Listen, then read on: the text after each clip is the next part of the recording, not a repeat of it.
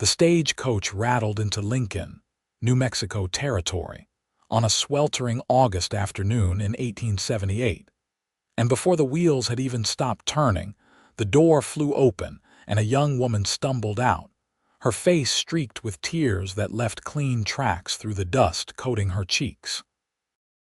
Kane Tanner had been leaning against the post outside the general store, hat pulled low against the sun, when he heard the commotion. He looked up just in time to see her nearly collapse onto the boardwalk, one hand clutching a worn carpet bag, the other pressed against her chest, as if trying to hold herself together. She was maybe 22 or 23, with dark auburn hair falling loose from its pins and a traveling dress that had seen better days. But it was the sound of her sobbing that cut straight through him, raw and broken, the kind of crying that came from somewhere deep and desperate. Kane straightened, his long frame unfolding as he took a step forward. He had been alone for so long now, working his small ranch just outside town, that he had almost forgotten what it felt like to want to help someone.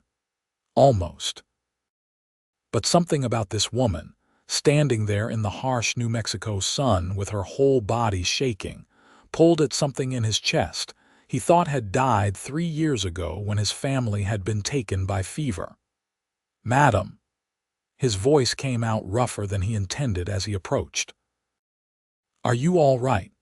She looked up at him with eyes the color of storm clouds, wide and frightened and swimming with tears. For a moment she just stared, her breath coming in short gasps, and then she shook her head violently. "No," she whispered, and her voice cracked on the single word. "No, I am not all right at all." Kane glanced around. A few townsfolk had stopped to stare, but most kept moving. Lincoln was used to strangers passing through, though mail-order brides were not exactly common. He had heard talk at the saloon last week that old Walter Grimsby had sent for a woman from back east, some arrangement made through letters and a matchmaker. Looking at this young woman now, Kane felt his jaw tighten. "Are you here to meet someone?" he asked gently, taking another step closer. He pulled a handkerchief from his pocket, one of the few his mother had embroidered before she passed, and held it out to her. She stared at the white cloth like it might bite her, then slowly reached out and took it. "I was supposed to meet a man named Walter Grimsby," she said, her voice barely above a whisper. "But when the stage driver pointed him out—" She broke off, pressing the handkerchief to her face, her shoulders shaking with renewed sobs. Kane felt his stomach drop. He knew Walter Grimsby. The man was 65 if he was a day, with a mean streak a mile wide and a reputation for working his ranch hands half to death. He had buried 2 wives already, and there were whispers about how the second one had died with bruises nobody would talk about. "You saw him?" Kane asked carefully. She nodded, lowering the handkerchief. "He was standing right there by that building." She pointed to the saloon with a trembling hand. "The driver told me that was him, and I looked at him and he looked at me, and I saw something in his eyes that—" She swallowed hard. "I got so scared. I could not do it. I could not get off the stage. So I begged the driver to take me to the next stop, anywhere. I would pay him everything I had left. But he said this was the end of the line and I had to get off." Kane followed her gaze to the saloon. Walter was no longer visible, probably inside drinking his afternoon whiskey. But he would have seen the stage arrive. He would know his mail-order bride was here. "Did he see you?" Kane asked. "I do not know," she said, and fresh tears spilled down her cheeks. "I do not know what to do. I spent everything I had to come here. Everything. I sold my mother's wedding ring just to afford the journey from Ohio. I have nowhere to go, no way to get back home, and I cannot." She looked up at him with such desperate pleading that it nearly broke him. "I cannot marry that man, please. I know you do not know me. I know I have no right to ask anything of you, but please, is there somewhere I can go? Someone who might help me?" Kane stood there in the blazing heat, looking down at this woman who had traveled halfway across the country to escape whatever life she had left behind, only to find something worse waiting for her. He thought about his empty ranch house, about the long, lonely nights and the silence that had become his only companion. He thought about his mother, who had always said that a man's character was measured by what he did when nobody was watching, when there was nothing in it for him. "Let me dry them," he said quietly, and when she looked at him in confusion, he gestured to her tears. "Your tears. Let me dry them forever." She blinked up at him, her lips parting in surprise. "What?" "I am saying I will help you," Kane said, his mind racing even as the words left his mouth. "Walter Grimsby is not a good man. You were right to be afraid. But if you ran now, he would find you. He paid for you to come here in his mind, and men like him do not take kindly to losing what they think they own." "Then what can I do?" she whispered. Kane looked at her, really looked at her, and made a decision that would change everything. "You can marry me instead." The words hung in the air between them, crazy and impossible. A woman walking by nearly tripped over her own skirts. Darla Zimmerman, the woman standing before him with tears still wet on her face, stared at him like he had lost his mind. "You do not even know my name," she said finally. "No, I do not," Kane agreed. "But I know you are brave enough to walk away from something that scared you, even when you had nowhere else to go. I know you loved your mother enough to sell her ring to try to build a better life. And I know that right now you need help, and I am offering it." "Why?" Darla asked, searching his face. "Why would you do this for a stranger?" Kane was quiet for a moment, choosing his words carefully. "Because 3 years ago my whole family died of fever. My parents, my 2 younger sisters, all of them gone in the space of a week. I have been alone ever since, working my ranch, coming into town for supplies, going home to an empty house. I am 29 years old, and some days I wake up and cannot remember what it feels like to matter to someone." He met her eyes. "I am not saying I love you. I do not know you. But maybe we could help each other. You need protection from Walter and I." He trailed off, then finished quietly, "I need a reason to remember how to live again." Darla's tears had slowed, but her face was still pale with shock. "This is insane. People do not just marry strangers in the street." "Actually, that is exactly what you traveled 2,000 miles to do," Kane pointed out gently. "The only difference is I am offering you a choice. No pressure, no obligation. We get married to keep you safe from Walter, and we see what happens. If you hate ranch life, if you cannot stand me, we can figure something else out down the line. But at least you will be safe." She opened her mouth, closed it, then looked down at the handkerchief still clutched in her hands. Kane could see her mind working, weighing impossible options. Finally, she looked back up at him. "I do not even know your name either," she said. "Kane Tanner," he said. "I own a small ranch about 5 miles outside town. Cattle, some horses, a few chickens. It is not much, but it is honest work, and the house is solid." "Darla Zimmerman," she said quietly. "From Cincinnati.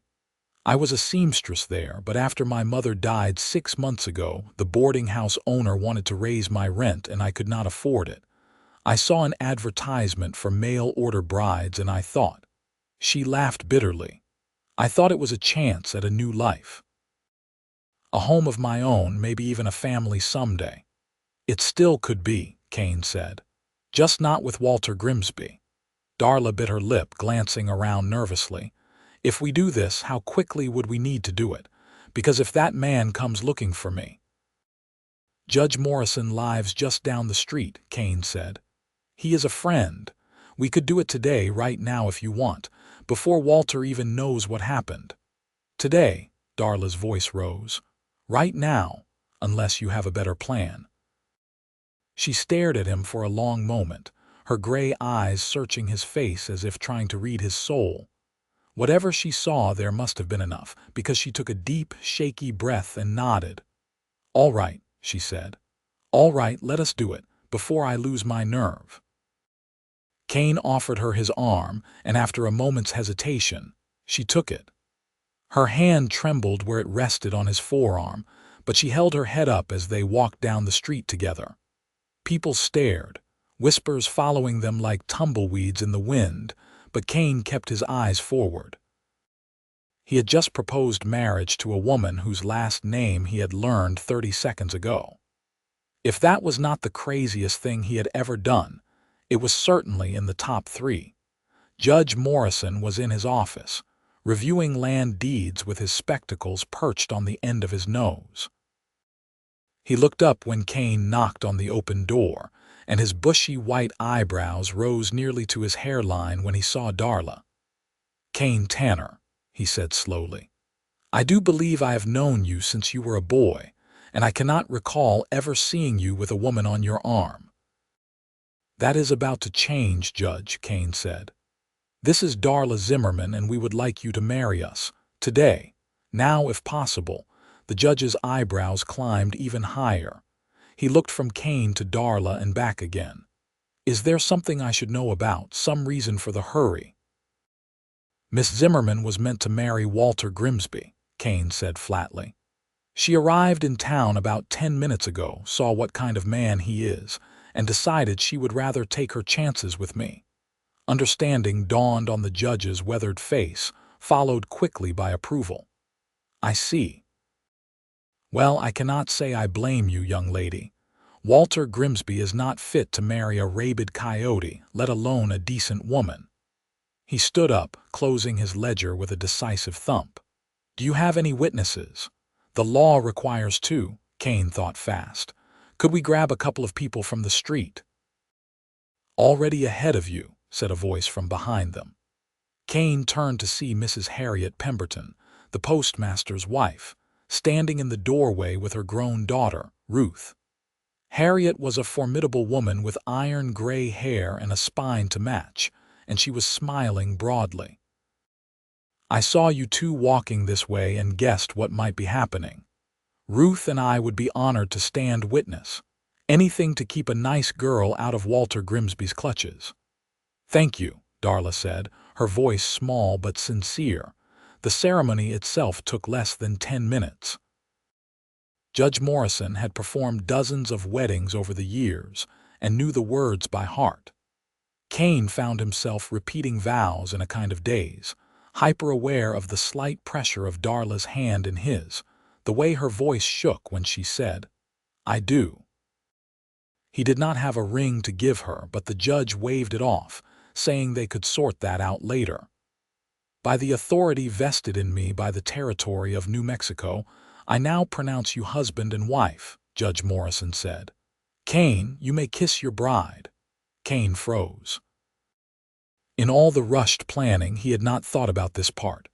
He looked down at Darla, whose eyes had gone wide with the same realization. They had known each other for less than half an hour, and now they were supposed to kiss. "You do not have to," Darla whispered, so quietly only he could hear. But Kane found himself leaning down anyway, drawn by something he could not quite name. He pressed his lips to hers gently, briefly, a promise more than a passion. Her lips were soft and still tasted faintly of salt from her tears. When he pulled back, her cheeks were flushed pink, but some of the fear had left her eyes. "Congratulations," Harriet said warmly, enveloping Darla in a hug before she could react. "Welcome to Lincoln, dear. You have made a good choice. Kane Tanner is one of the finest men in this territory." "Thank you," Darla said again, looking overwhelmed. They signed the marriage certificate. Ruth and Harriet added their signatures as witnesses, and just like that, Kane Tanner was a married man. It felt surreal, like he might wake up any moment and find himself alone in his bed, the whole thing a fever dream. But then Darla stumbled slightly as they walked back out into the afternoon sun, and Kane steadied her with a hand on her elbow, and the solid warmth of her was very, very real. "We should get your things and head out to the ranch," Kane said, "before Walter hears about this." "All I have is what I am carrying," Darla said, gesturing to her carpetbag. Kane frowned. "Nothing else, no trunk?" "There was no money for a trunk," Darla said quietly. "Everything I own in the world is in this bag." Something in Kane's chest twisted. He thought of his house, still full of his mother's things, his sister's dresses hanging in the wardrobe because he had not been able to bring himself to give them away. "We will get you what you need," he said. "But first, let us get out of town." They had made it as far as the livery stable where Kane kept his horse when a voice rang out behind them. "Hold on there." Kane turned to see Walter Grimsby striding toward them, his face red with anger and whiskey. He was a big man gone to fat, with mean little eyes and tobacco-stained teeth. Two of his ranch hands flanked him, and Kane recognized them as the kind of men who would do anything for a few dollars and a bottle. "That is my woman," Walter said, pointing a thick finger at Darla. She pressed closer to Kane's side, and he could feel her shaking. "She is my wife," Kane said calmly, keeping his voice level even as his heart started to race. "We were married 10 minutes ago by Judge Morrison. It is all legal and recorded." Walter's face went from red to purple. "The hell you say? I paid good money for her passage. I got letters from her saying she was coming to marry me." "I am sorry," Darla said, her voice steadier than Kane expected. "But when I saw you, I knew I could not go through with it. I know that leaves you at a loss for what you spent, and that is not fair, but I cannot marry a man I am afraid of." "Afraid?" Walter spat. "You do not even know me. What kind of way is that to judge a man?" "The kind that keeps a woman alive," Harriet Pemberton said, appearing seemingly out of nowhere with her daughter in tow. "We all know what happened to your last 2 wives, Walter. This girl was smart to run." "My wives died of natural causes," Walter growled. "Sure they did," Harriet said coolly. "Natural causes like falling down the stairs. Natural causes like mysterious fevers that left bruises. We all know, Walter. We all know, and we just never had proof enough to do anything about it." A small crowd had gathered now, drawn by the commotion. Kane saw the sheriff, Tom Bradley, making his way through the onlookers. Tom was a fair man and a good lawman, but he was also cautious, not one to act without clear evidence. "What is going on here?" Tom asked, hitching up his gun belt as he looked between Kane and Walter. "This man stole my bride," Walter said immediately. "I want him arrested." "Nobody stole anybody," Kane said. "Darla arrived in town of her own free will. She took one look at Walter and decided she did not want to marry him. That is her right. Then she agreed to marry me instead, and we did so legally, with Judge Morrison presiding and witnesses present." Tom looked at Darla. "Is this true, madam? You married Kane Tanner of your own free will. Nobody forced you or coerced you." Darla lifted her chin. "That is correct, Sheriff. I chose to marry Mr. Tanner rather than Mr. Grimsby.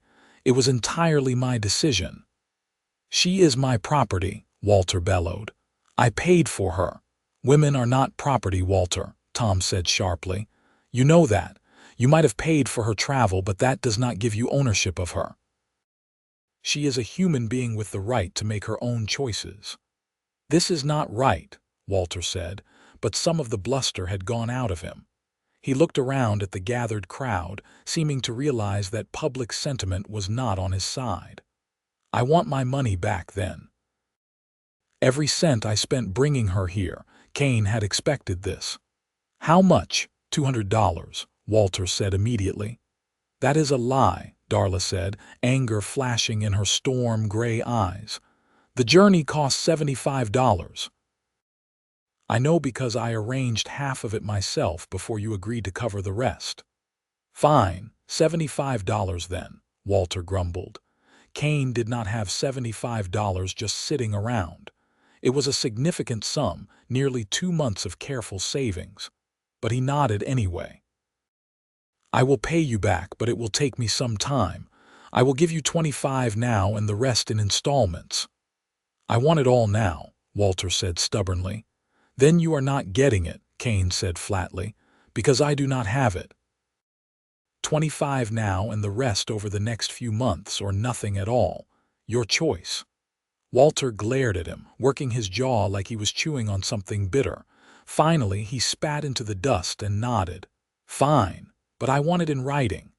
Judge Morrison can draw up an agreement, Tom said. Kane will pay you back fair and square, Walter, but only what was actually spent. And then this matter is settled. Darla Tanner is a married woman now, and you have no claim on her. Are we clear? Walter looked like he wanted to argue more, but the crowd was muttering now, and their sympathies clearly lay with the young bride who had escaped him. He jerked his head in a nod and stomped off, his ranch hands trailing behind him like whipped dogs. Kane let out a breath he had not realized he was holding. Beside him, Darla swayed, and he quickly wrapped an arm around her waist to steady her. "Are you all right?" he asked quietly. "I think so," she said, but her voice was faint. "I think I just need to sit down." "Let us get you to the ranch," Kane said. "Tom, can we handle the paperwork tomorrow? I think my wife needs rest more than anything right now." "Of course," Tom said, his eyes kind. "You two get out of here. We will sort out the details later." Kane kept his arm around Darla as he led her to the livery. His horse, a sturdy bay gelding named Rusty, was already saddled, and Kane helped Darla up first before swinging up behind her. She sat sideways across the saddle in front of him, her carpetbag clutched on her lap, and when he put his arms around her to take the reins, she leaned back against his chest with a shuddering sigh. They rode out of Lincoln at a steady pace, leaving behind the whispers and stares. The land opened up around them, vast and golden in the late afternoon light, with mountains rising in the distance like the backbone of the earth itself. The air smelled of dust and sage and the promise of rain that might never come. "Thank you," Darla said after they had been riding for a while. "I know I have said it already, but I do not know how else to express what you did for me today." "You do not need to keep thanking me," Kane said. "We are married now, for better or worse, as the judge said." "Still," Darla insisted, "you had no reason to help me. You did not know me." "You still do not really. And yet you offered me a way out when I had none. That is not a small thing." Kane was quiet for a moment, watching the landscape roll by between Rusty's ears. "My mother used to say that we are all just walking each other home," he said finally. "That life is hard enough without us making it harder for each other.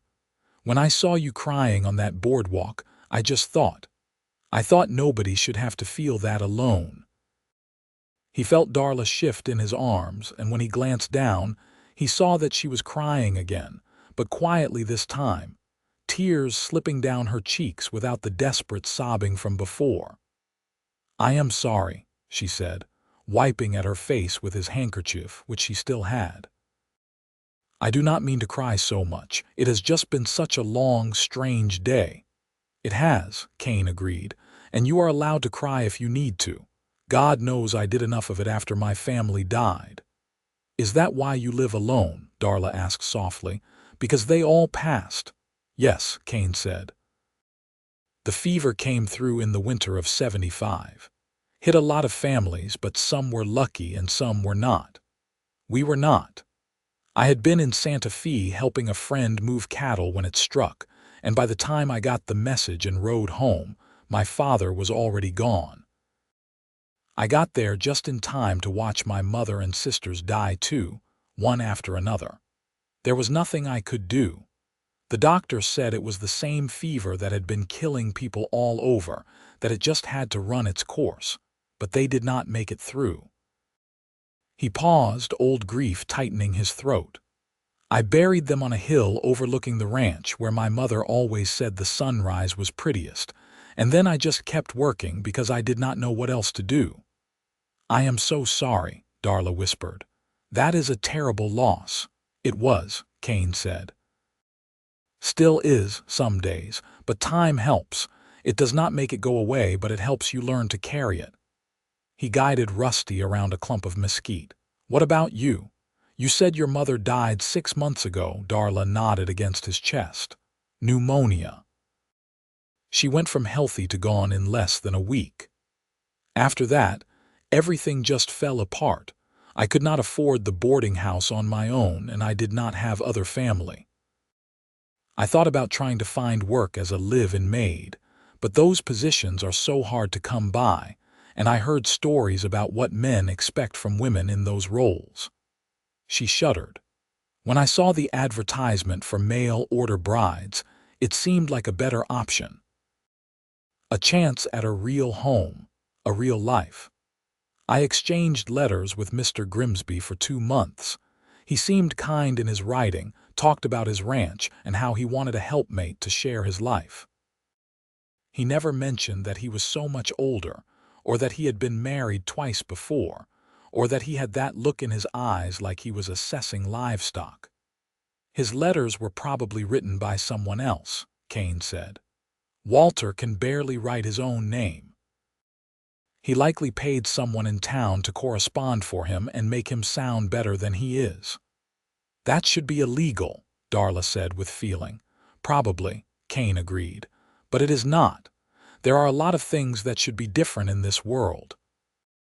They crested a low rise, and Kane pointed ahead to where a cluster of buildings sat in a small valley, sheltered on 3 sides by rocky hills.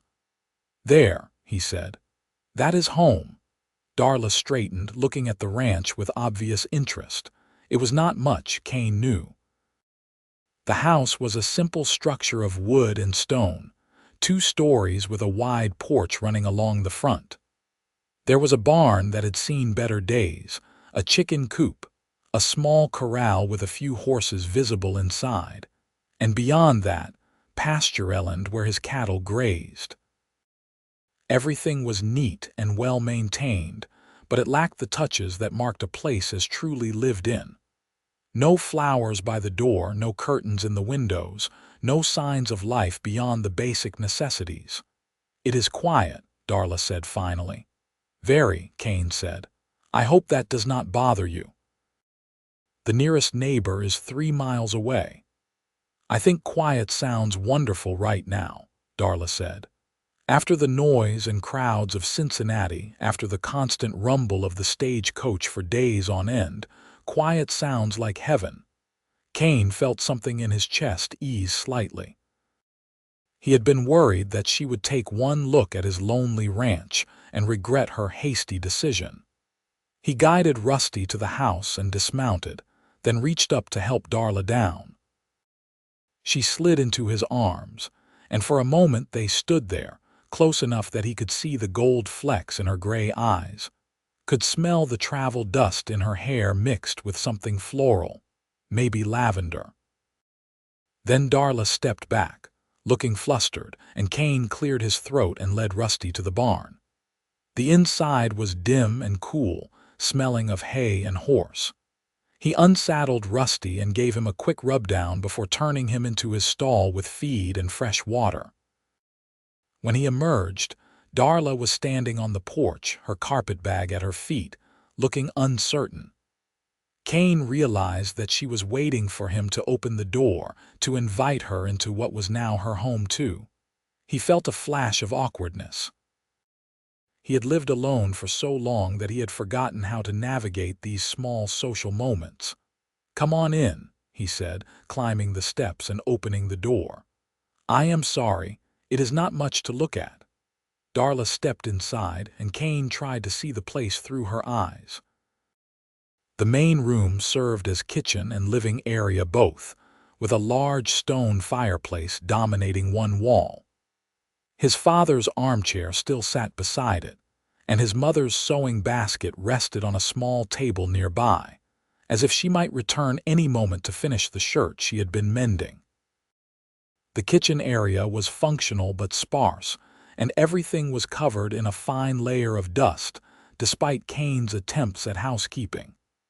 There are 2 bedrooms upstairs, Kane said, pointing to the staircase. The larger one was my parents', and there is a smaller one that my sisters shared. You can have whichever you prefer. He paused, then added carefully, I have been sleeping in the barn loft most nights anyway. It is cooler in the summer, and I like being close to the horses. Darla turned to look at him, understanding dawning on her face. You are saying we do not have to share a bed. I am saying that just because we got married does not mean I expect anything from you, Kane said, meeting her eyes. I meant what I said. I want to help you, and if something more develops between us over time, then we will deal with that when it comes. But I am not going to force anything.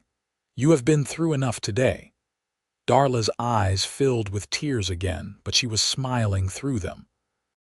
You really are a good man, Kane Tanner. I try to be, Kane said simply. Are you hungry? I have some stew left from yesterday and I can heat it up. I am starving, Darla admitted. I have not eaten since early this morning. Kane busied himself building up the fire in the stove and heating the stew, which was mostly beans and a bit of beef but hearty enough. He sliced some bread, slightly stale but still edible, and poured water from the pump into 2 tin cups. It was a far cry from a wedding feast, but Darla ate like it was the finest meal she had ever had, scraping her bowl clean and accepting a second helping without hesitation. That was delicious, she said when she finally pushed the bowl away.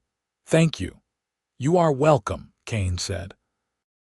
He hesitated, then asked, Do you know how to cook?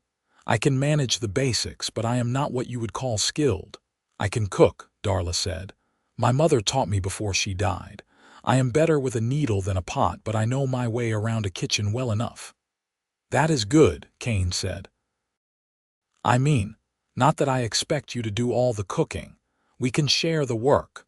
I just meant it is good that you know how, because I could use the improvement. He was fumbling over his words, and he knew it, and that just made him more flustered. Darla laughed, a real laugh that transformed her whole face. Kane, it is all right. I am happy to help with cooking and housework. That is part of being a wife, is it not? And you will be doing the ranch work to keep us both fed and sheltered. It seems like a fair division to me. As long as you are sure, Kane said. I am, Darla said. Then she yawned, huge and jaw-cracking, and immediately looked embarrassed. I am sorry. It has just been such a long day. You should rest, Kane said, standing up. Let me show you the bedrooms and you can choose which you want. He led her upstairs, which opened onto a small landing with 2 doors. The first led to the larger bedroom, which still had his parents' furniture and belongings. The second was smaller, with 2 narrow beds that his sisters had slept in and a shared wardrobe. Darla looked into both rooms, then turned back to Kane. Would it bother you if I took your parents' room? The bed is larger, and I do not mean any disrespect to their memory, but— It is yours, Kane said immediately. Honestly, it might be good to have someone using it again. I have just been letting everything sit like a museum, and I know my mother would have hated that. She always said a house should be lived in, not preserved. Thank you, Darla said softly. I will take good care of her things. Kane nodded, feeling his throat tighten with emotion. I will bring up some fresh water for washing, and there are quilts in the chest at the foot of the bed if you get cold in the night.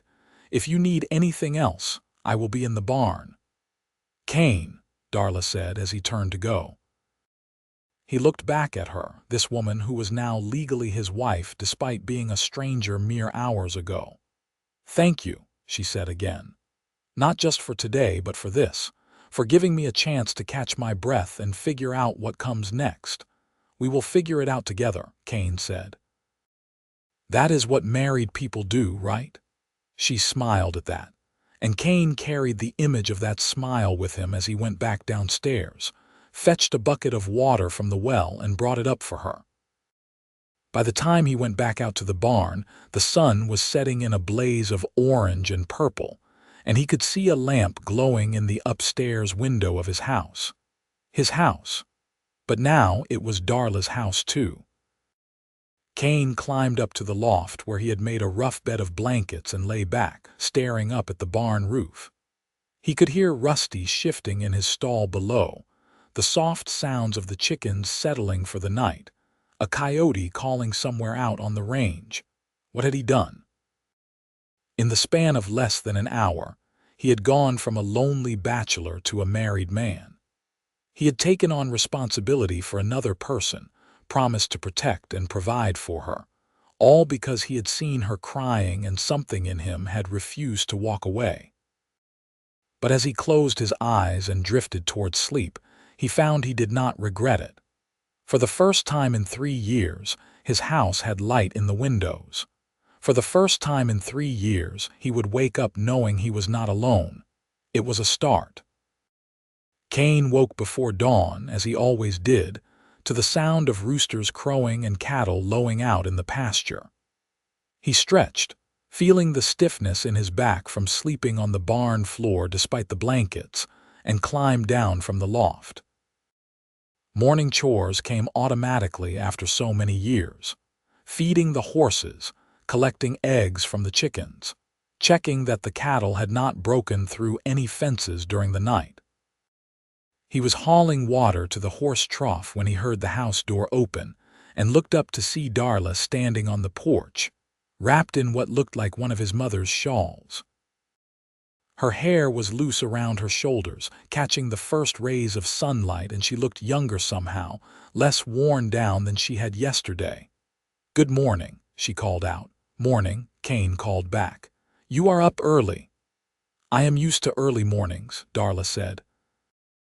The boarding house where I lived in Cincinnati, the landlady wanted everyone up by 5 to clear the breakfast table for her boarders. She disappeared back inside, and Kane finished with the water before heading to the house himself. He could smell coffee brewing before he even opened the door, and when he stepped inside, he found Darla standing at the stove, stirring something in a pan. "I hope you do not mind," she said, glancing over her shoulder at him. "I found the eggs you collected yesterday and some bacon in the cold box, and I thought I would make breakfast." "Mind, it smells like heaven," Kane said honestly. He could not remember the last time he had woken to the smell of someone else cooking. "Thank you." They sat down to eat together at the worn wooden table, and if the situation was strange, both of them were polite enough not to mention it. Darla asked questions about the ranch, about what kind of cattle he raised and how many head he had, about the work that needed doing. Kane answered as best he could, still marveling at the fact that there was someone else here, asking him questions, caring about the answers. After breakfast, Darla insisted on cleaning up while Kane went to start his work for the day. He spent the morning riding out to check on his herd, counting heads and looking for any signs of illness or injury. It was work that required his full attention, but he found his mind drifting back to the house, wondering what Darla was doing, if she was settling in all right, if she was having second thoughts about this whole crazy arrangement. When he returned at midday, he found the house transformed. Darla had opened all the windows to let fresh air sweep through, had beaten the dust out of the rugs, and was currently standing on a chair wiping down the shelves in the kitchen. "You did not have to do all this," Kane said, though he could not help but notice how much better everything looked.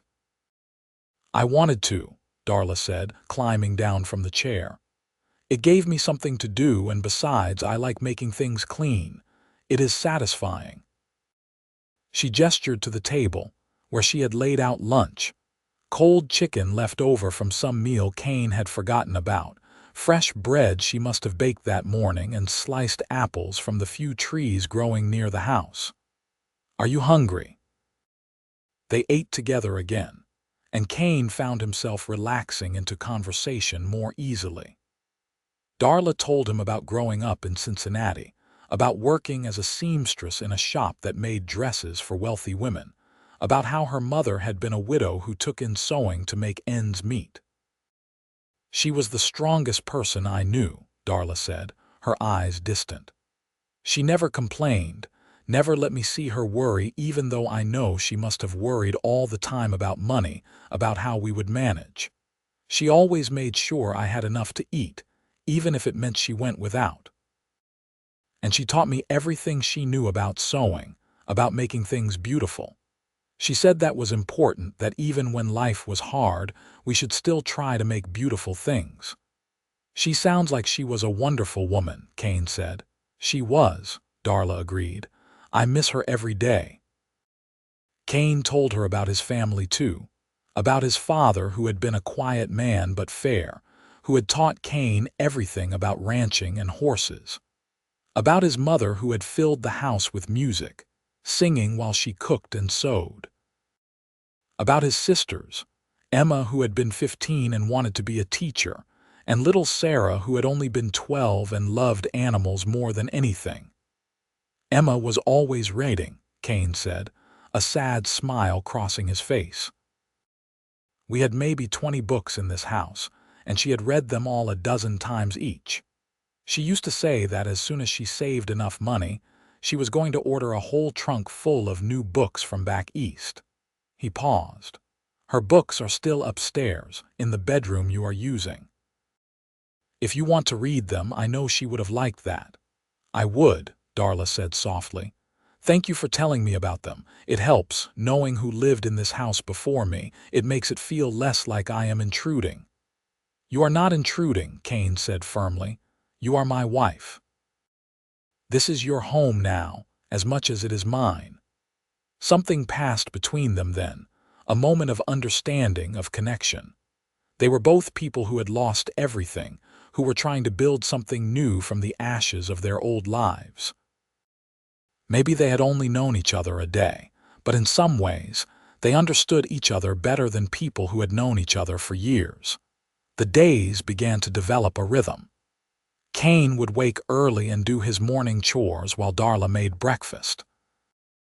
They would eat together, talking about the day ahead, and then Kane would head out to work the ranch while Darla managed the house.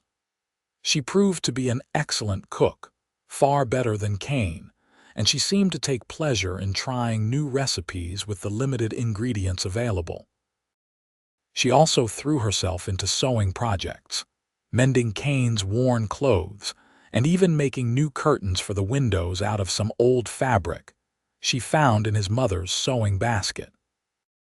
In the evenings, they would sit together on the porch and watch the sun set over the hills, sometimes talking, sometimes sitting in comfortable silence. Kane found himself looking forward to those moments more and more, to the sound of Darla's voice, to her laughter, when he told a funny story about one of the horses acting stubborn. They had been married for a week when Kane rode into town to deliver the first payment to Walter Grimsby and pick up supplies. He found Walter at the saloon, as expected, and handed over $25 without comment. "Only 50 more to go," Walter said, counting the money with greedy fingers. "How is married life treating you, Tanner? She regretting her choice yet?" "No," Kane said flatly. "We are doing just fine." Walter laughed, a mean sound. "Give it time. Women like her from the city, they do not last out here. Too soft. She will run back to wherever she came from before the year is out, and then where will you be? Out $75 and alone again." Kane felt his jaw tighten, but he refused to take the bait. "Darla is stronger than you think. Now, if you will excuse me, I have shopping to do." He left Walter at the saloon and headed to the general store, where Mrs. Harriet Pemberton greeted him warmly. "Kane, how wonderful to see you. How is married life?" "Good," Kane said, and realized he meant it. "Really good, actually." "I am so glad," Harriet said. "That poor girl looked so frightened when she arrived. I am glad she found you instead of ending up with Walter Grimsby." Kane bought flour and sugar, coffee and salt, a few other essentials. On impulse, He also bought a length of pretty blue fabric that reminded him of Darla's eyes and a small bag of peppermint candies.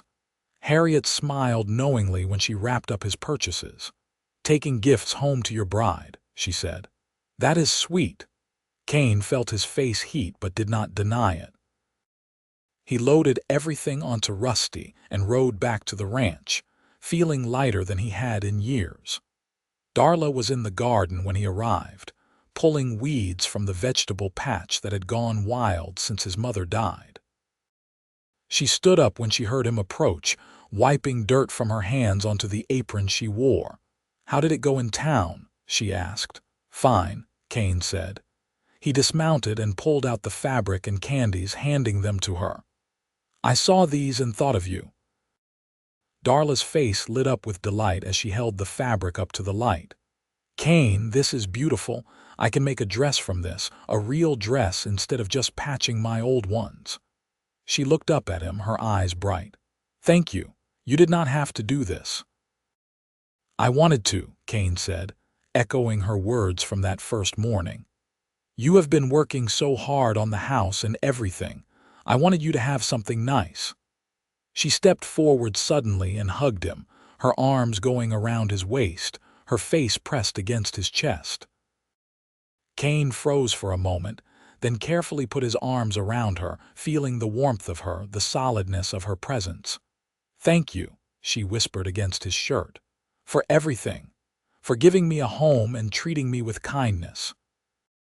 I know this was not what either of us planned, but I am glad I married you, Kane Tanner." Kane felt something crack open in his chest, some wall he had built up after his family died. "I am glad you married me too," he said quietly.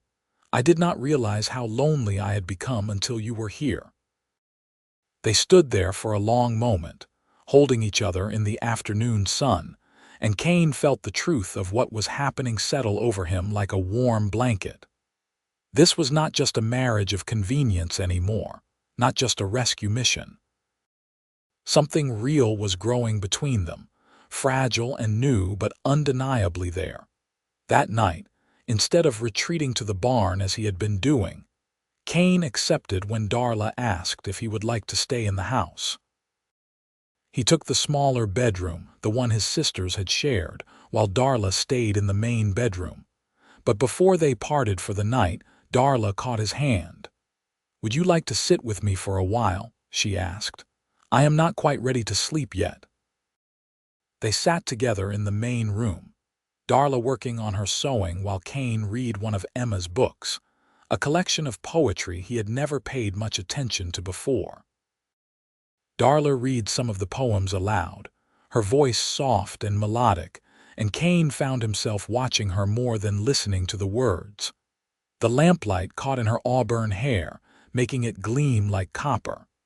Her face was peaceful, content, so different from the tear-stained devastation of a week ago. "What are you thinking about?" Darla asked, catching him staring.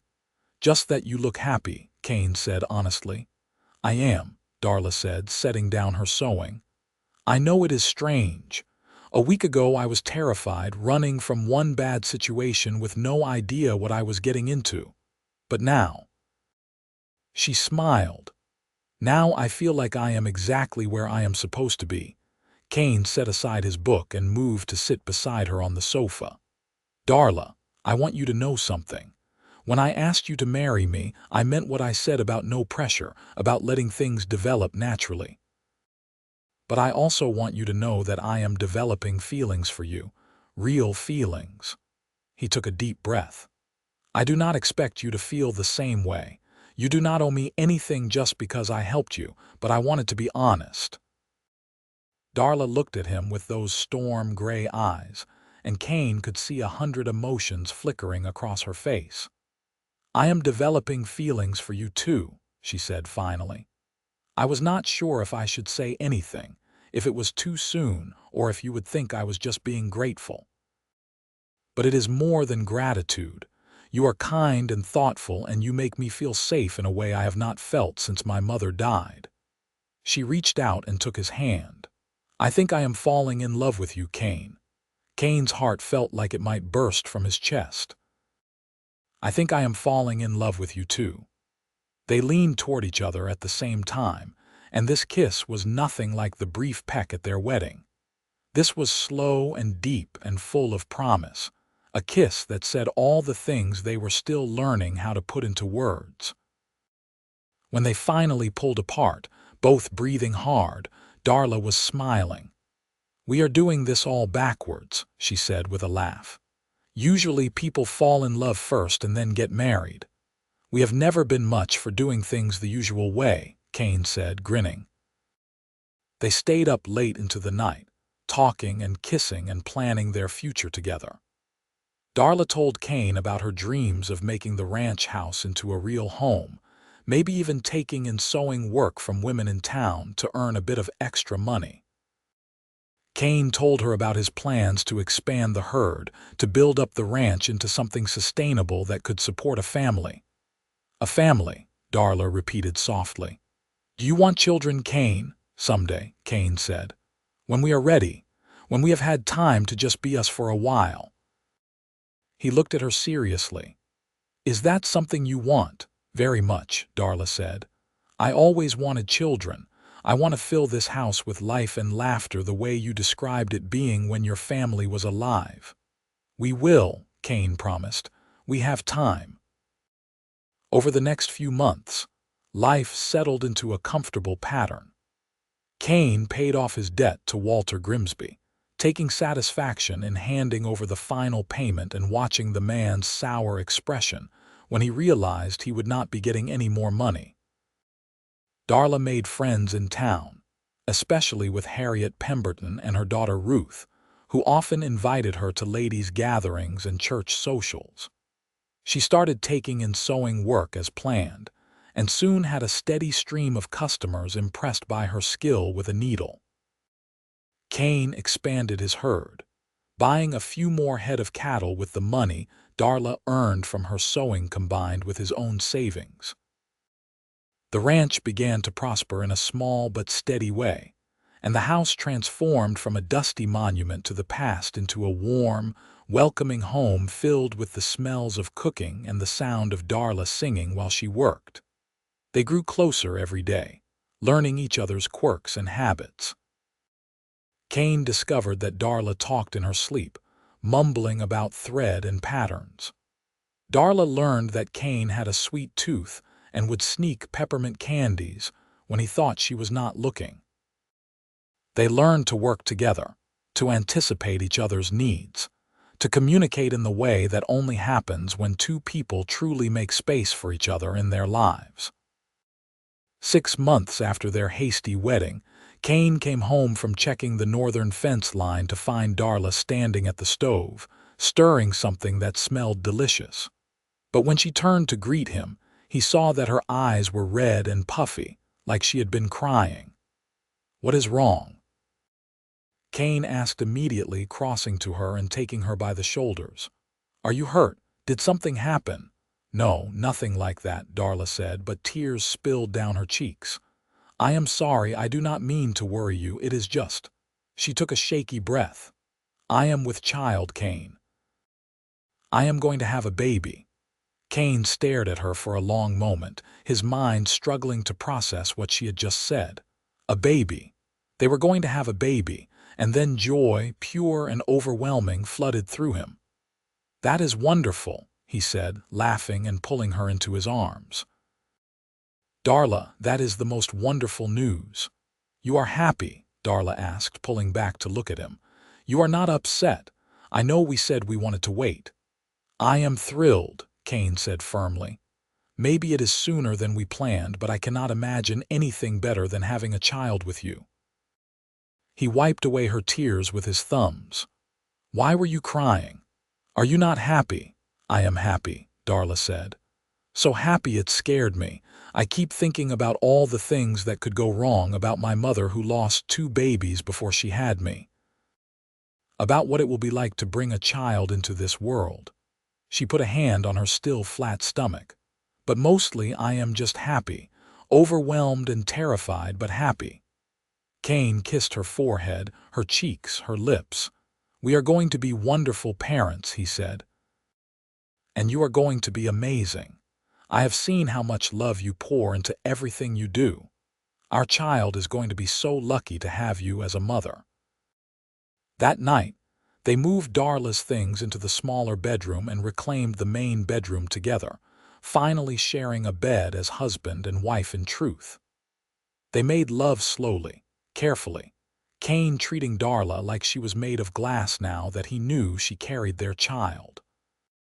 Afterwards, they lay tangled together in the darkness, and Kane put his hand over hers where it rested on her belly. "I love you," he said. "I know I have said it before, but I need you to know how much I mean it. You came into my life when I was just going through the motions, when I had forgotten what it meant to really live. You saved me, Darla. You saved me first," Darla said softly. "I was so lost and scared, and you offered me hope when I had none. We saved each other." She turned to look at him in the moonlight streaming through the window. "I love you, Kane Tanner. I love you so much it feels like my heart might burst with it." They fell asleep like that, wrapped around each other, two people who had found home in the most unexpected way. The pregnancy progressed smoothly. Darla bloomed, her face taking on a glow that Kane thought was the most beautiful thing he had ever seen. She continued her sewing work until her belly got too big to comfortably sit at the machine, and Kane took over more of the household chores to make things easier for her. He became fiercely protective, worrying over every little thing until Darla finally had to sit him down and remind him that women had been having babies since the beginning of time, and she was perfectly capable of handling it. "I know," Kane said. "I just cannot help worrying. You and this baby are everything to me." "We are going to be fine," Darla assured him, taking his hand and placing it on her belly where the baby was kicking. "Feel that. That is one strong child in there, just like their father." Winter came, cold and harsh, and Kane made sure the house was stocked with everything they might need. He consulted with the doctor in town, an old man named Dr. Matthews, who had delivered half the babies in Lincoln County, and made sure Darla had regular checkups. Dr. Matthews assured him that Darla was healthy and the baby was growing well, but to fetch him the moment labor started. The baby came on a cold January night in 1879, arriving in the world with a lusty cry that echoed through the house. Kane paced downstairs while Dr. Matthews and Harriet Pemberton, who had come to assist, helped Darla through the delivery. Every scream that came from upstairs made Kane's heart clench, made him want to run up there and do something, anything, to take away her pain. But all he could do was wait, praying harder than he had prayed in his entire life. Finally, after what felt like an eternity but was probably only a few hours, Dr. Matthews came downstairs with a tired smile on his weathered face. "Congratulations, Kane," he said. "You have a healthy baby boy. And your wife did beautifully. She is asking for you." Kane took the stairs 3 at a time and burst into the bedroom to find Darla propped up against the pillows, exhausted but radiant, holding a tiny bundle wrapped in one of the quilts his mother had made. She looked up when he entered, and her smile was like the sun breaking through storm clouds. "Come meet your son," she said softly. Kane approached on shaky legs and looked down at the tiny face peeking out from the quilt. His son. He had a son. The baby had a shock of dark hair and was making little snuffling noises, his tiny fists waving in the air. "He is perfect," Kane whispered, afraid to speak too loudly and disturb this perfect moment. "Darla, he is absolutely perfect. Would you like to hold him?" Darla asked. Kane sat on the edge of the bed and carefully took the baby, supporting his head the way Dr. Matthews had shown him in preparation. The weight of his son in his arms was both terrifying and wonderful, a responsibility and a gift all at once. "Hello, little one," Kane said, his voice thick with emotion. "Welcome to the world. I am your father, and I promise to do everything in my power to keep you safe and happy and loved." The baby opened his eyes, dark blue and unfocused, and seemed to look at Kane for a moment before closing them again with a tiny yawn. "What should we name him?" Darla asked. They had discussed names during the pregnancy, going back and forth between family names and new ones.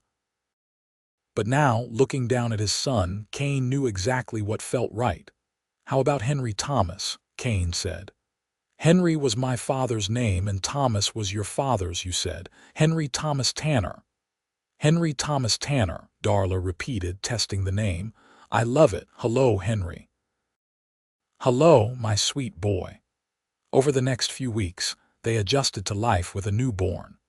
Henry was a good baby, generally content unless he was hungry or needed changing, but the lack of sleep was hard on both of them.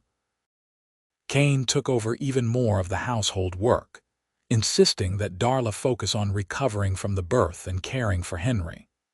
He learned to change diapers and warm bottles of milk, to walk the floor at midnight soothing a fussy baby, to function on 3 hours of sleep and sheer force of will.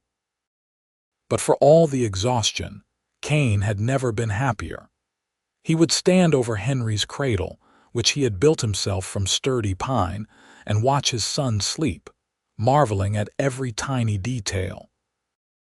The perfect little fingers and toes, the way Henry's mouth moved in his sleep like he was dreaming of nursing, the soft baby sounds he made.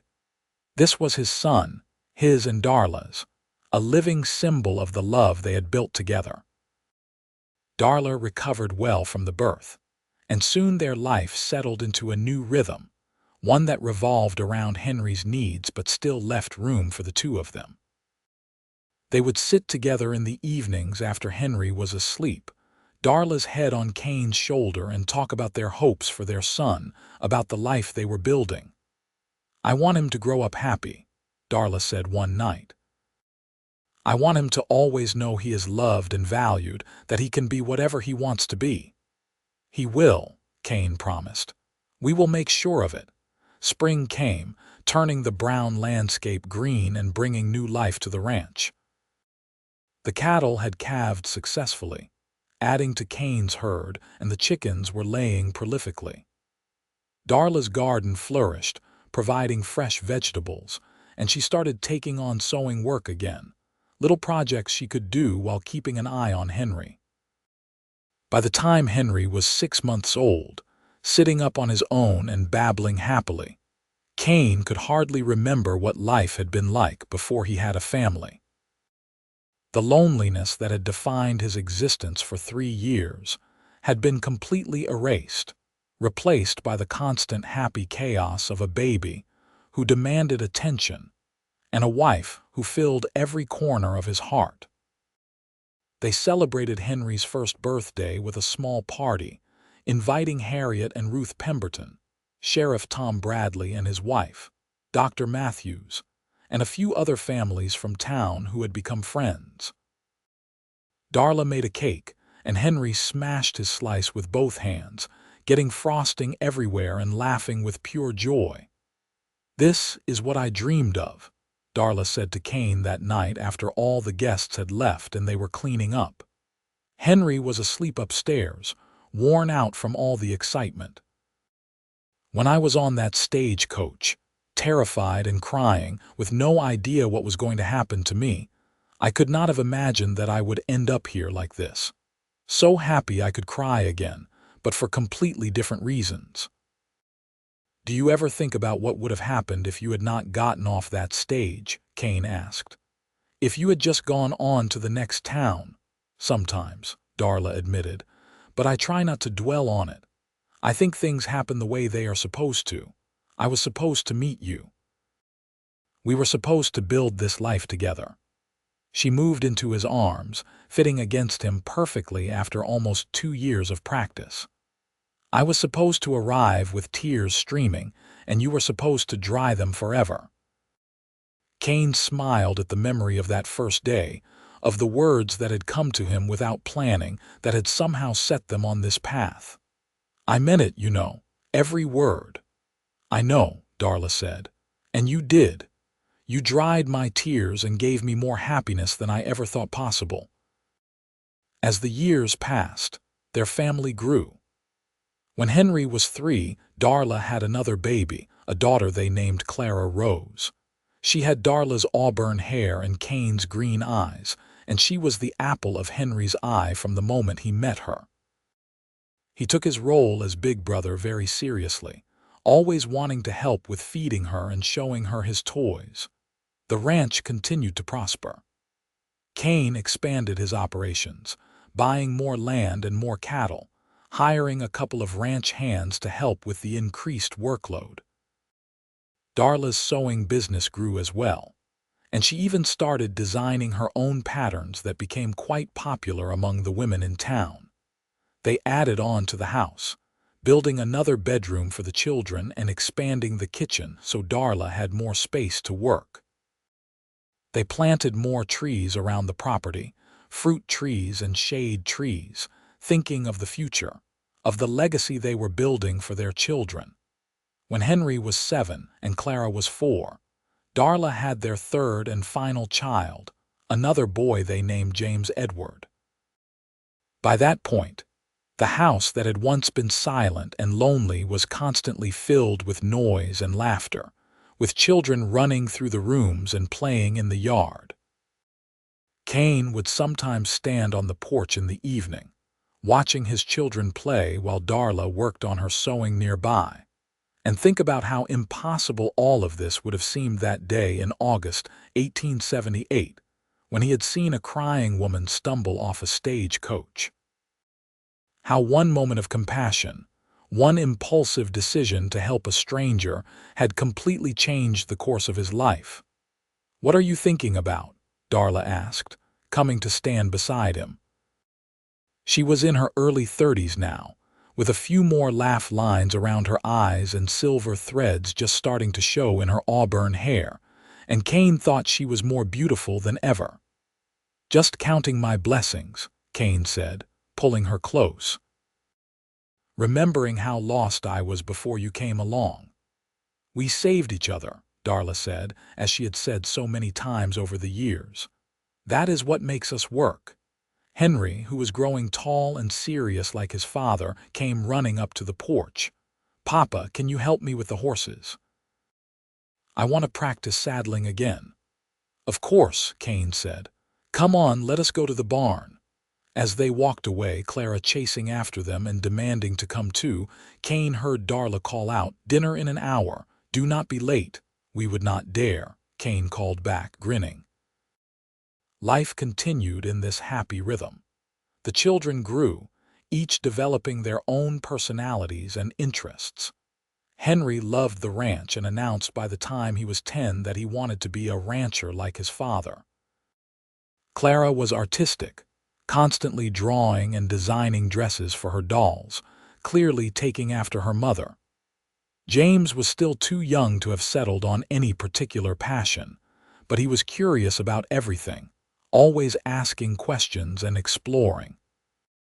Kane taught his sons everything he knew about ranching, about caring for animals and working the land. He made sure Clara learned too, believing that knowledge was never wasted regardless of gender.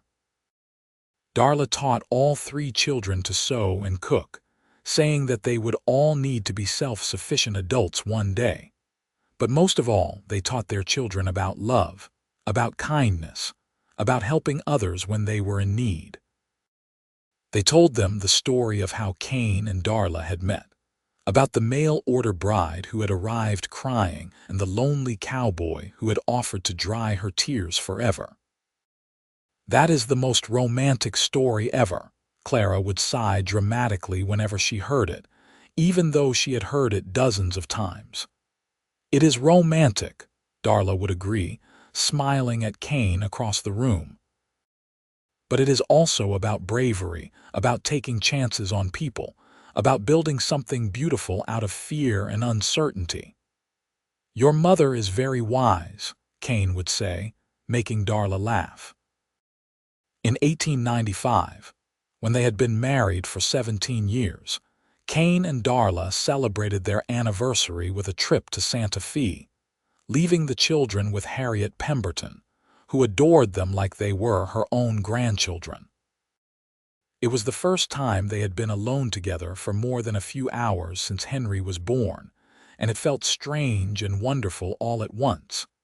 They stayed in a nice hotel, ate at restaurants, walked through the plaza holding hands like young lovers. On their last night there, lying in the hotel bed with Darla in his arms, Kane felt overwhelmed with gratitude.